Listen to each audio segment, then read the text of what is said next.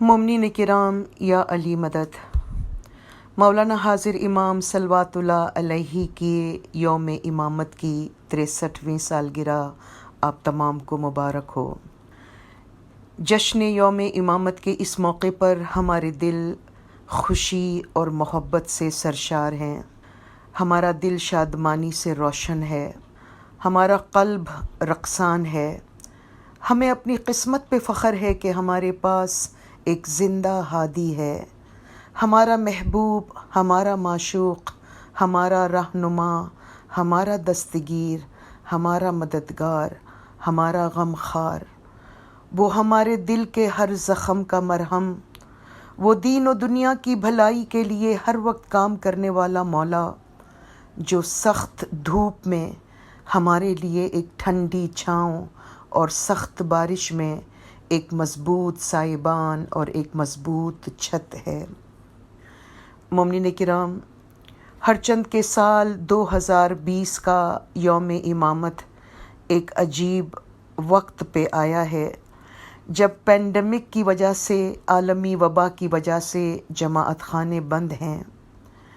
مومنین کے ساتھ ہم اجتماعی عبادت نہیں کر سکتے، اس موقع پر دوستوں سے مل نہیں سکیں گے، شاید اجتماعی طور پر فلیگ سیریمنی میں شریک بھی نہ ہو سکیں گے، مگر دل کو یقین ہے یا مولا کہ تیرا پرچم بلند ہے، تیری شان عظیم ہے۔ آئیے اس سال کے یوم امامت کے جشن کو ہم اپنے دل کے جماعت خانے میں منائیں، اپنی فیملی کے ساتھ مل کر یا انڈیویجولی اپنے جماعت خانے میں، دل کے جماعت خانے میں منائیں۔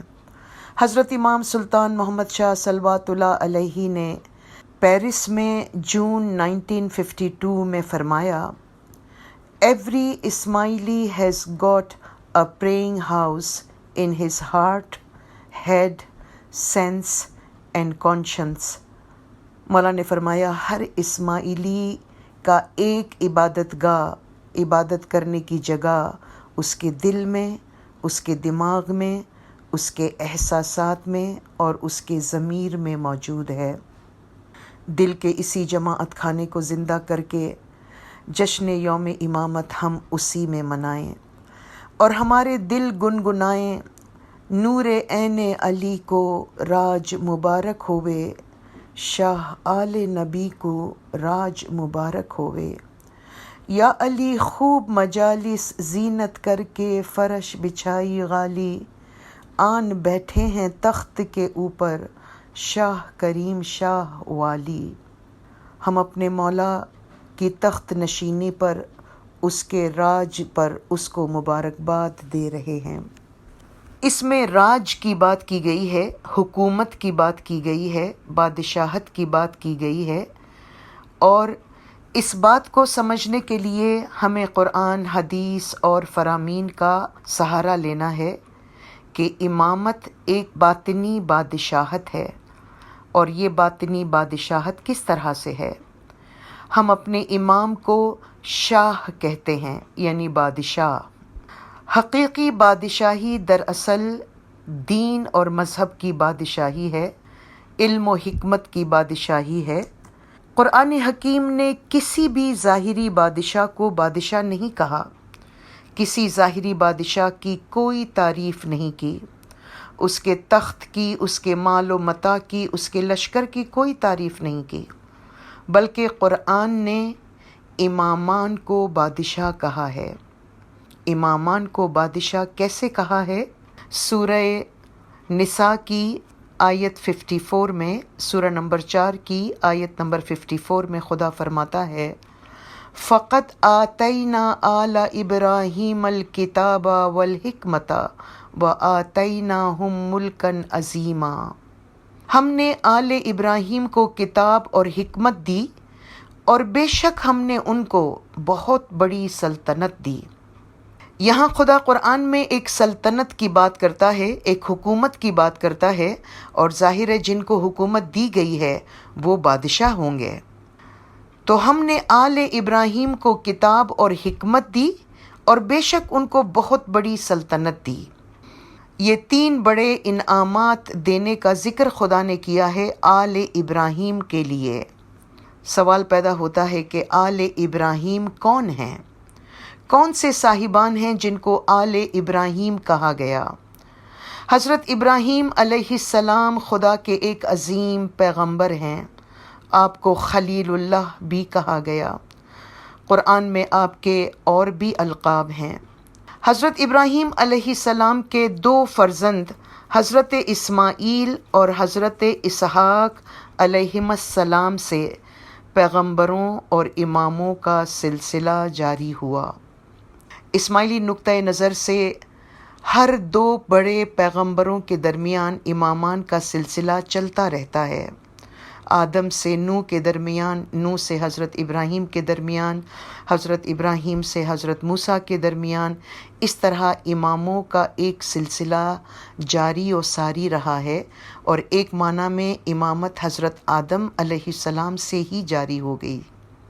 تو حضرت اسماعیل اور حضرت اسحاق سے پیغمبروں اور اماموں کا سلسلہ جاری ہوا، اور ہمارے پیغمبر حضرت محمد صلی اللہ علیہ وآلہ وسلم کا سلسلہ نسب، ان کا شجرہ نسب حضرت اسماعیل کے توسط سے حضرت ابراہیم سے مل جاتا ہے، یعنی حضرت محمد صلی اللہ علیہ وآلہ وسلم حضرت ابراہیم کی آل میں سے ہیں، کیونکہ حضرت اسماعیل سے ان کا ڈائریکٹ ڈیسنٹ ہے، وہ مل جاتا ہے، اور حضرت اسماعیل اور حضرت ابراہیم حضرت محمد صلی اللہ علیہ وسلم کے جد امجد یا 4 فادرز ہیں۔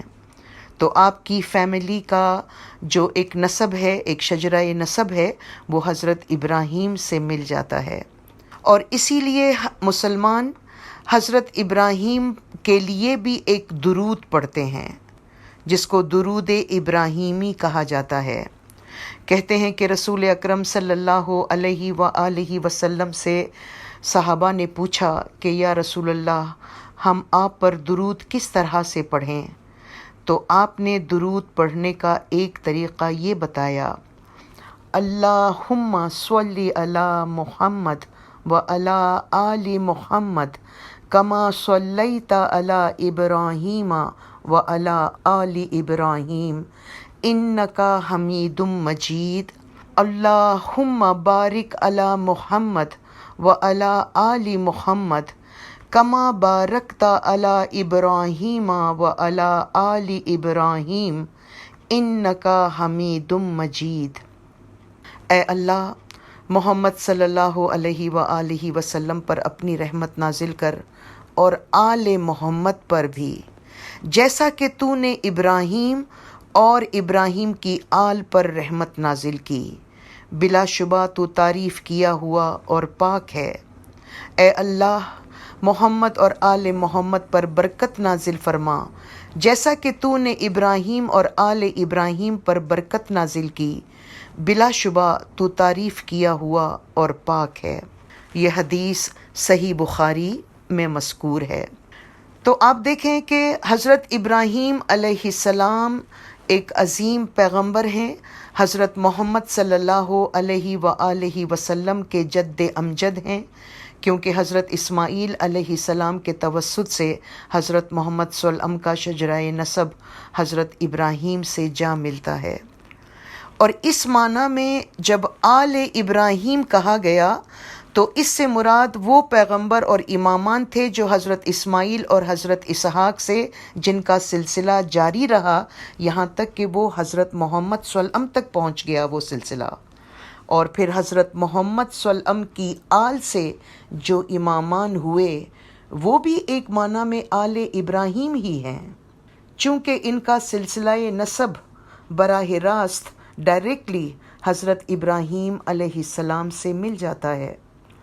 تو قرآن میں حکمت کی زبان میں بات کی جاتی ہے، اور اسی حکمت کی زبان میں جو تعریف آل ابراہیم کی ہے وہی تعریف آج آل محمد کی ہے۔ ائمہ آل محمد آج ائمہ آل ابراہیم ہیں قرآن میں، چونکہ یہ ایک ہی خاندان ہے، یہ ایک ہی آل ہے۔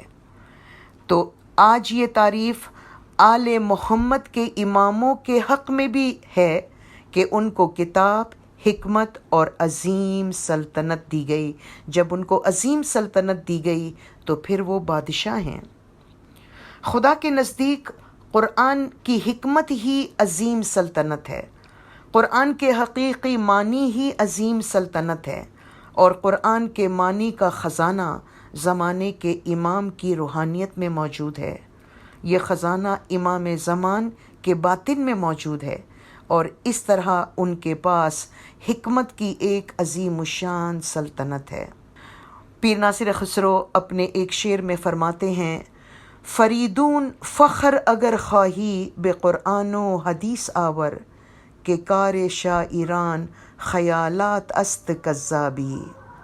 اے شاعر، اگر تو شاہی فخر چاہتا ہے، بادشاہوں جیسا فخر اور پرائیڈ چاہتا ہے، تو قرآن اور حدیث کو بیان کر کے وہ فخر حاصل کر، ان کی معنی کو سمجھ کر وہ فخر حاصل کر، ان کے معنی کو اپنی شاعری میں جگہ دے۔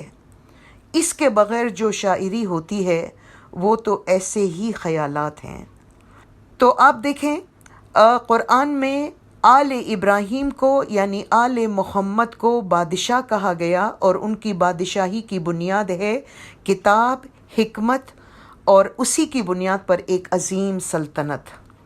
قرآن کی حکمت کو قرآن کی تاویل بھی کہا جاتا ہے۔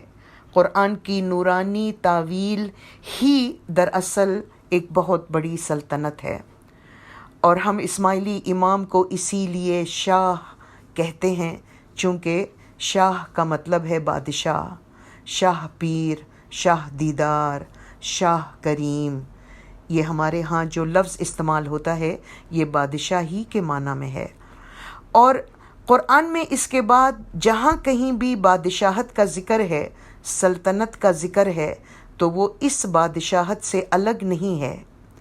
حکمت کے طور پر، امتحان کے طور پر خدا الگ الگ طریقے سے چیزوں کو بیان کرتا ہے، مگر ان سب کا مرکز اور محور، سینٹر ایک ہی مقام ہے، اور وہ زمانے کا امام صلوات اللہ علیہ ہے۔ جیسے سورہ نمبر 76 کی آیت 20 میں بہشت کی ایک بہت بڑی بادشاہت کا ذکر ہے، جس کو ملکن کبیرہ کہا گیا۔ یہ ملکن کبیرہ آل ابراہیم کو دیے جانے والے ملکن عظیمہ سے مختلف نہیں ہے۔ فقط آتینا آل ابراہیم الکتاب والحکمت وآتیناہم ملکن عظیما۔ ہم نے ابراہیم اور اس کی آل کو کتاب دی، حکمت دی، اور ایک عظیم سلطنت دی۔ یہ عظیم سلطنت اور ملکن کبیرہ یہ معنوی لحاظ سے ایک ہیں۔ تو ان تمام قرآن میں جہاں بھی بادشاہت کا ذکر آئے گا، بادشاہ کا ذکر آئے گا، تو یہ امام کی بادشاہت کے ذکر کے اندر ہی ضم ہوگا۔ وَكُلَّ شَيْءٍ أَحْصَيْنَاهُ فِي إِمَامٍ مُبِينٍ۔ ہم نے تمام چیزوں کو زمانے کے امام میں سمو دیا ہے، اور حضرت سلیمان پیغمبر کی جو سلطنت تھی وہ بھی یہی سلطنت تھی۔ سورہ نمبر 35 کی آیت نمبر 32 میں خدا فرماتا ہے، ثم اورثنا الکتاب الذین اصطفینا من عبادنا۔ پھر ہم نے ان لوگوں کو کتاب کا وارث ٹھہرایا جن کو اپنے بندوں میں سے برگزیدہ کیا، منتخب کر لیا۔ یعنی خدا فرماتا ہے ہم نے جن بندوں کو منتخب کر لیا، سلیکٹ کر لیا، ان کو ہم نے قرآن کا وارث بنا دیا۔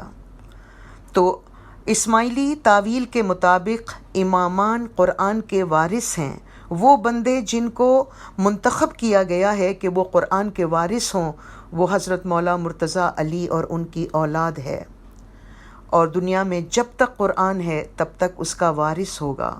اسی لیے آسمانی کتاب کے ساتھ ساتھ نور منزل یعنی نازل کیا ہوا نور بھی موجود ہے، جیسے خدا سورہ نمبر 5 کی آیت نمبر 15 میں فرماتا ہے کہ اس نے تمہاری طرف نور اور کتاب کو بھیجا، کیونکہ نور کی روشنی میں کتاب کو پڑھا جا سکے گا۔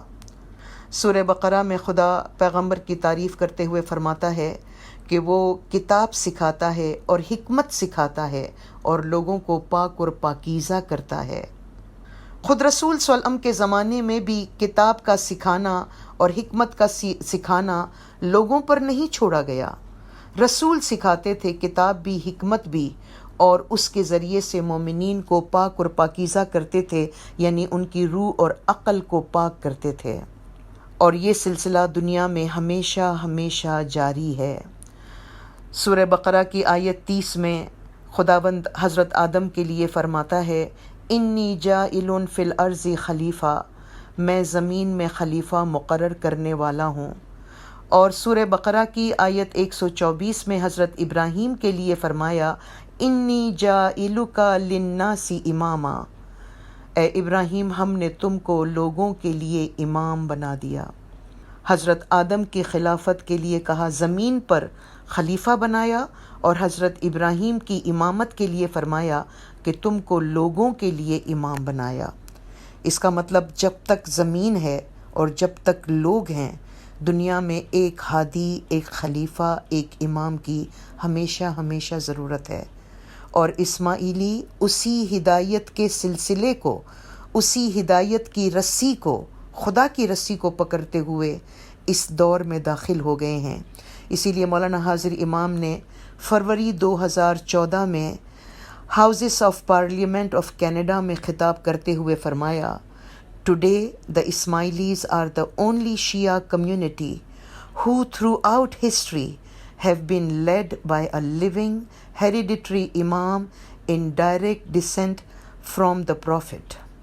کہ اسماعیلی وہ واحد شیعہ کمیونٹی ہیں جو تاریخ کے مختلف ادوار میں ایک زندہ ہادی کے ذریعے جن کو ہدایت ملتی رہی ہے، جو حضرت محمد صلی اللہ علیہ وسلم کا براہ راست جانشین ہے، اس کی اولاد، اس کی آل میں سے ہے۔ تو آپ دیکھیں زمانے کے امام کی صورت میں ہم کو ایک بادشاہ، ایک شہنشاہ دیا گیا ہے، اور قرآن میں ان کے لیے ملک یا ملیک کے الفاظ بھی آئے ہیں، اور اس کی بادشاہت کا ایک مقصد ہے۔ وہ اپنی بادشاہت کو صرف اپنے پاس نہیں رکھتا، وہ اپنی بادشاہت کو اپنے ان مومنین کو دیتا ہے جو اس بادشاہت کے قابل ہوں۔ حضرت ابراہیم کی زبان سے جو فرمایا گیا ہے قرآن میں، اس کو جگہ دی گئی ہے۔ حضرت ابراہیم فرماتے ہیں، فَمَن تَبِعَنِي فَإِنَّهُ مِنِّي، جو میری اطاعت کرے گا، جو میرے پیچھے چلے گا، وہ مجھ سے ہے۔ جس طرح سلمان فارسی کے لیے رسول صلی اللہ علیہ وسلم نے فرمایا کہ سلمان ہم میں سے ہے، ہم اہل بیت میں سے ہے۔ اسی طرح دائم الاسلام میں تحریر ہے کہ رسول اکرم صلی اللہ علیہ وسلم نے جب اپنے خاندان کو جمع کیا تو فرمایا، اے عبد المطلب کی اولاد، میری اطاعت کرو تاکہ تم زمین کے سلاطین اور حکام ہو جاؤ، تم زمین پر بادشاہ بن جاؤ۔ یہ بادشاہت ظاہری نہیں ہے، یہ روحانی بادشاہت ہے جو امام اپنے مریدوں کو روحانی انقلاب کے بعد، روحانی ترقی کے بعد عنایت کرتا ہے۔ پیر فرماتے ہیں، اے جی سری اسلام شاہ امن ملیا ان ڈیدھا تے دین ناراج جی، الکھ روپے اور رکھیا تینے ساریا ہمارا کاج۔ یعنی حضرت اسلام شاہ ہمیں دین کی بادشاہت عنایت کرتے ہیں، دین کی بادشاہی ہم کو دیتے ہیں، اور اس یونیک ہستی کی شناخت ہم کو حاصل ہوئی، اور اس نے ہمارے تمام کام پورے کر لیے۔ امام اگر بادشاہ ہے تو دنیا کے کسی بادشاہ کی طرح وہ اپنی بادشاہت صرف اپنے پاس نہیں رکھتا، وہ چاہتا ہے کہ اس کے مریدوں میں سے، اس کے فالوورز میں سے کوئی اس کو پہچانے، اس کی بادشاہت کو حاصل کرے اور ان رازوں کو پائے۔ امام کی تعریف جب یہ ہے کہ امام بادشاہ ہے تو اس کا مقصد یہ ہے کہ ہمیں امام شناسی یعنی ریکگنیشن آف امام کی طرف توجہ دینا ہے، اور قرآن کی حکمت کے ذریعے سے سمجھنا ہے امام کی بادشاہت کو اور امام شناسی کو۔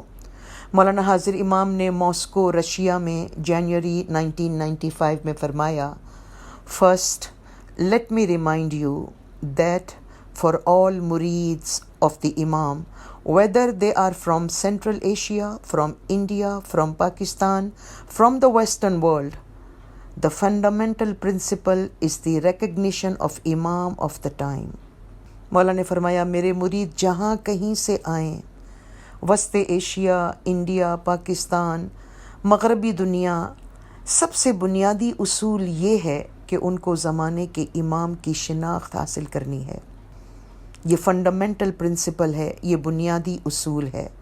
اور زمانے کے امام کی شناخت کس طرح سے حاصل ہوتی ہے؟ قرآن کی حکمت کے ذریعے سے۔ اسی لیے اسماعیلی کانسٹیٹیوشن کے پری ایمبل میں جو چند بہت اہم نکات ہیں، ان میں سے ایک یہ ہے کہ رسول اکرم صلی اللہ علیہ وسلم نے اپنے بعد امامت کا ایک سلسلہ جاری کیا ٹو کنٹینیو تعلیم اینڈ تعویل of Allah's final message and to guide murids۔ امامت کا یہ سلسلہ کیوں قائم کیا گیا؟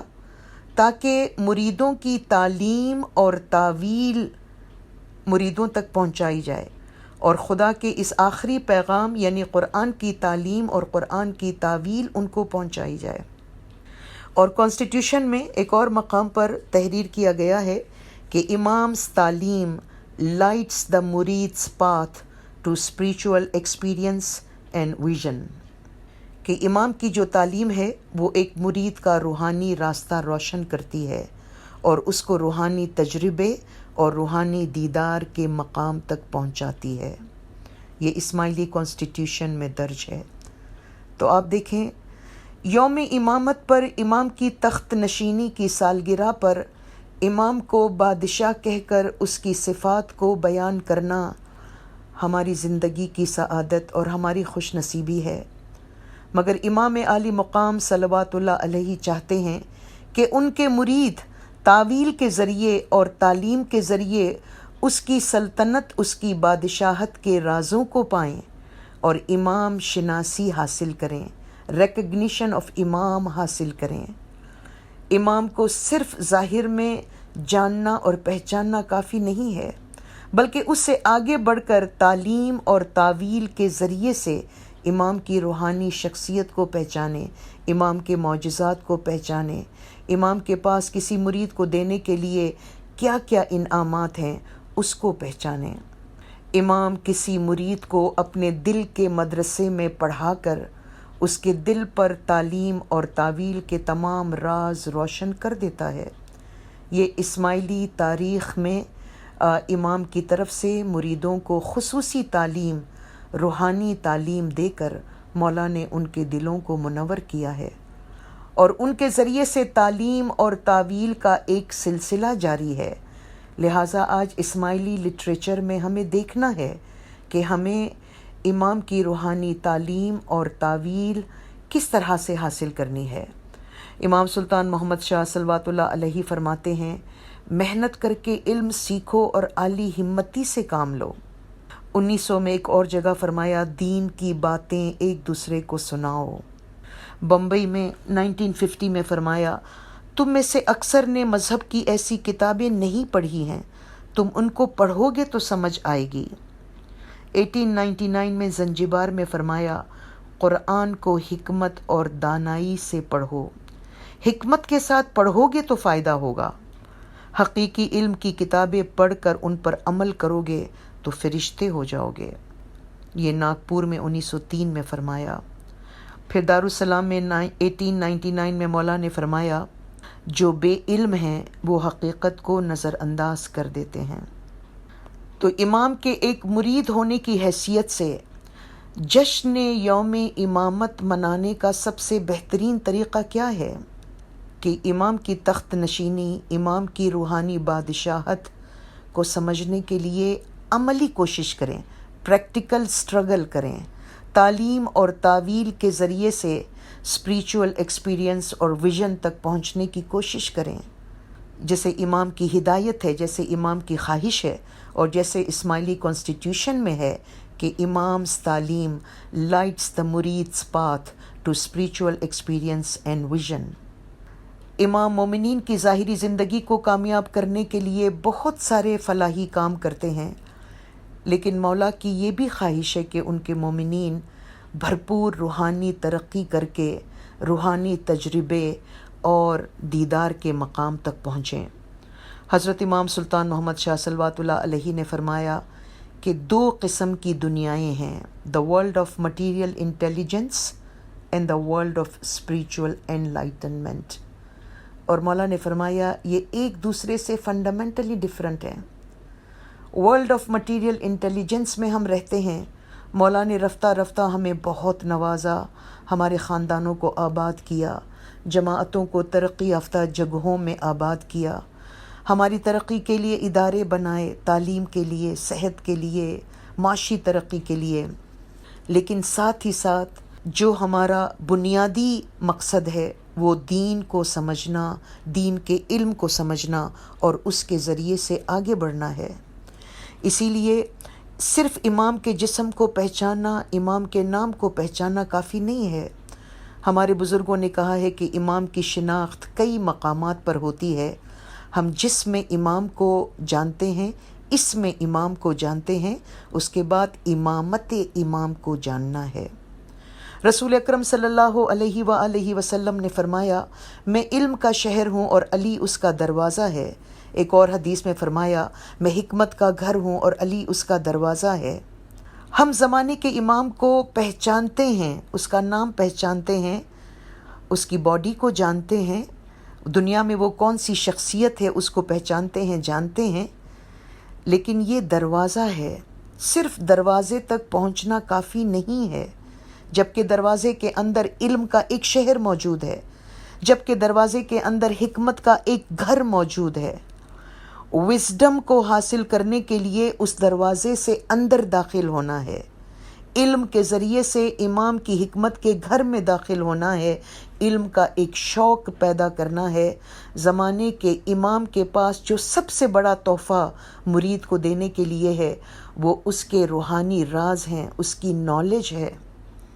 صرف دنیاوی ترقی کے کام کافی نہیں ہیں، وہ ہماری دنیا کی ترقی کے لیے ضروری ہیں، مگر امام سے ہمارا اصل رشتہ روح کا رشتہ ہے، عقل کا رشتہ ہے. اگر کسی کے پاس بہت بڑا خزانہ ہو اور وہ صرف اس خزانے کے دروازے پہ کھڑا رہے اور خوش ہوتا رہے کہ مجھے دروازہ مل گیا، مجھے دروازہ مل گیا، مگر دروازے کا مقصد یہ تھا، دروازہ کہتا ہے، دروازہ اپنی زبان سے کہتا ہے کہ اس کو کھولو اور اس کے اندر داخل ہو جاؤ. اور دیکھو یہاں پر قرآن کی تعلیم، قرآن کی تعویل اور حکمت کے کیسے کیسے خزانے موجود ہیں. اور ان خزانوں کو پا کر امام کی بادشاہت کے اصل رازوں کو پہچاننے کے بعد کوئی مومن امام کا جشن یوم امامت صحیح معنوں میں منا سکتا ہے. قرآن میں سورہ نمبر 39 کی آیت 9 میں خدا فرماتا ہے قُلْ هَلْ يَسْتَوِيَ الَّذِينَ يَعْلَمُونَ وَالَّذِينَ لَا يَعْلَمُونَ. کہو کہ کیا وہ لوگ جو جانتے ہیں اور وہ لوگ جو نہیں جانتے ہیں برابر ہیں. ایک اور آیت میں خدا پوچھتا ہے کہ جو زندہ ہیں اور جو زندہ نہیں ہیں کیا وہ برابر ہیں. اسی طرح سے جو علم کے لیے حرکت کرتے ہیں، روحانی زندگی میں زندہ ہو جانا چاہتے ہیں، اور جو حرکت نہیں کرتے ہیں ان میں فرق ہوگا. اگر آج اپنے زمانے کے امام کے جشن یوم امامت کو منانا ہے تو آئیے آج سے اپنے مطالعے میں اضافہ کریں، دین کی کتابیں پڑھیں، تعلیم اور تعویل کے سورسز کو تلاش کریں اور ان سے امام کی بادشاہت کے اصل رازوں کو پانے کے لیے کوشش کریں. جب پیروں نے یہ دعا کی ہے کہ یا مولا ہر وقت ہمارے دل میں رہنا، ہر دم سامی مارا ردا ماہیں رہے جو، الگ اما تھا جو ایک ساس داسی چھوں تیری. یا مولا ہر وقت ہمارے دل میں رہنا اور ہم سے الگ نہ ہونا. مولا کی یاد ہر وقت دل میں رہے تو مولا دل میں رہتا ہے. اور علم کے ذریعے سے، تعلیم کے ذریعے سے، تعویل کے ذریعے سے جب حکمت کے راز ہم پر روشن ہوں تو علم کی صورت میں بھی مولا ہمارے ساتھ رہتا ہے. سورج کو اگر کوئی براہ راست ڈائریکٹلی بہت دیر تک دیکھنا چاہے تو شاید اس کی آنکھوں کو نقصان پہنچے گا، لیکن اسی سورج کو وہ سائنس کی روشنی میں دیکھے، سولر پاور پیدا کر کے اس سے فائدہ اٹھائے تو اس کو بہت فائدہ ہوگا. امام کے جسم کو ڈائریکٹ دیکھتے رہنے سے ہمیں کچھ زیادہ حاصل نہیں ہوگا. امام کی امامت کی روشنی کو اپنے دل کی زمین میں دیکھنے سے زیادہ فائدہ ہوگا. زمین میں سبزہ اگتا ہے، جانور پیدا ہوتے ہیں، پورا سیارہ زمین سرسبز اور آباد ہے، پانی ہے، یہ سب سورج کی برکت سے ہے۔ سورج کی برکت کو دیکھنا ہے کہ تو سورج کے ارد گرد وہ نظر نہیں آئے گی۔ سورج کی طاقت سے زمین میں پتھر موتی بنتا ہے، لیکن یہ موتی سورج کے ارد گرد نظر نہیں آئے گا۔ اگر ہم صرف علم کے بغیر امام کے جسم کو دیر تک دیکھیں تو شاید ہمیں ایسا کوئی فائدہ نہیں ملے گا، لیکن علم کی روشنی میں امام کے باطن کو دیکھیں تو ہمارے دل کی زمین میں علم کے موتی پیدا ہوں گے، کیونکہ سورج کی برکتیں زمین میں دیکھنی ہوتی ہیں۔ اسی طرح امام کی نور کی برکتیں ہمیں اپنے دل کی زمین میں دیکھنی ہیں۔ مولا کے 63ویں امامت کی سالگرہ پر آپ تمام کو ایک مرتبہ پھر مبارک ہو، اس دعا کے ساتھ کہ اس بادشاہ کے پاس دینے کے لیے جو خزانے ہیں، یوم امامت پر مولا ان خزانوں کو ہمارے لیے کھول دے، ہمارے قلوب کو علم و حکمت سے منور کرے، ہماری تمام مشکلات کو آسان کرے، اور اسماعیلی جماعت کو علم و حکمت کی روشنی میں ایک یونیک، ایک منفرد جماعت بنا دے۔ آمین یا رب العالمین یا علی مدد۔